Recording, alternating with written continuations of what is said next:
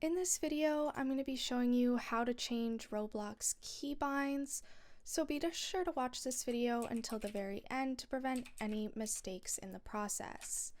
You're going to begin by searching up Auto Hotkey and going to this website right here. You're going to download it, and once it's downloaded, it'll obviously request your computer and just install it. Now, once you're done that, it should automatically open up just like this. You're going to create a new script, and you can title it whatever you'd like. I'm just going to title it for Roblox, and I'm going to create it. Now, once that's created, you're just going to right-click it because it should open up automatically, open with, and then go to Notepad.